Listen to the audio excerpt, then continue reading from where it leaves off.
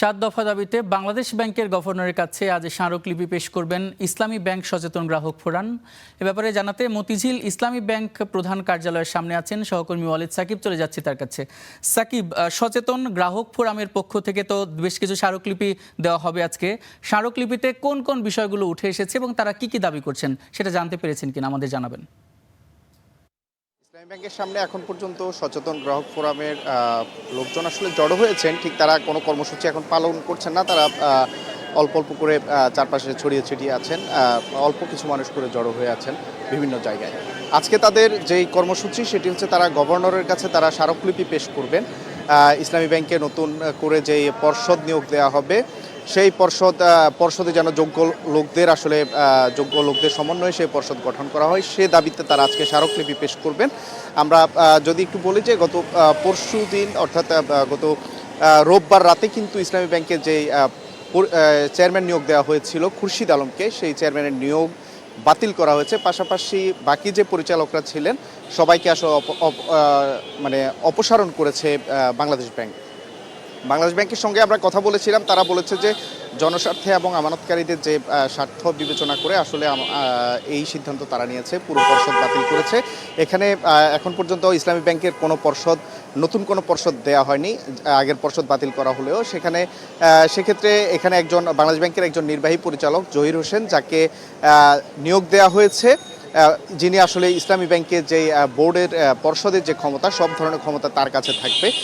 স্পেসিফিকভাবে তার পদবি কি হবে সেটি কিন্তু বাংলাদেশ ব্যাংক বলেনি, শুধুমাত্র তাকে ইসলামী ব্যাংকের পর্ষদের অর্থাৎ ইসলামী ব্যাংকের পর্ষদ যে সিদ্ধান্তগুলো নেয় সে ধরনের সিদ্ধান্ত তিনি নিতে পারবেন, সেই ক্ষমতা তাকে দেওয়া হয়েছে। তিনি কি চেয়ারম্যান হবেন কিংবা তার পদবি কি হবে, প্রশাসক হবে কিনা, সে ধরনের কোনো সিদ্ধান্ত বাংলাদেশ ব্যাংক জানায়নি, সে ধরনের কোনো পদবি আসলে উল্লেখ করেনি।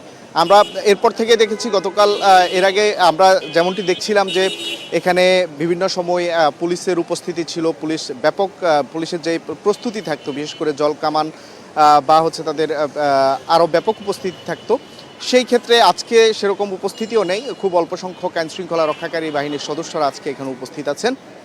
তারা আসলে এখানে যেহেতু কোনো ধরনের আসলে এখন পর্যন্ত কোনো ধরনের কর্মসূচি নেই, সেক্ষেত্রে তারাও অলস সময় পার করছেন। আপনাকে যদি বলি যে ইসলামী ব্যাংকের যে পরিস্থিতি, এই পরিস্থিতি আসলে ঈদের আগে নতুন করে যাকে নিয়োগ দেওয়া হয়েছে তার নিয়োগ দেওয়ার প্রেক্ষাপট ছিল হচ্ছে ওই দিন ঈদের আগে শেষ কর্মদিবসে ইসলামী ব্যাংকের সাবেক যিনি চেয়ারম্যান ছিলেন ডক্টর এম জুবাইদুর রহমান, তিনি পদত্যাগ করেছিলেন। তিনি পদত্যাগ করার পরপর রাতের মধ্যেই খুরশিদ আলমকে চেয়ারম্যান হিসেবে নিয়োগ দেওয়া হয়েছিল। খুরশিদ আলমকে চেয়ারম্যান হিসেবে নিয়োগ দেওয়ার পর আসলে আমানতকারীদের মধ্যে এক ধরনের অস্থিরতা তৈরি হয়েছে। গ্রাহক ফোরামের ব্যানারে শুধু মতিঝিলেই নয়, রাজধানী সহ সারা দেশের বিভিন্ন জায়গায় আসলে তারা বিভিন্ন সময় আন্দোলন করেছেন, তারা বিভিন্ন কর্মসূচি পালন করেছেন।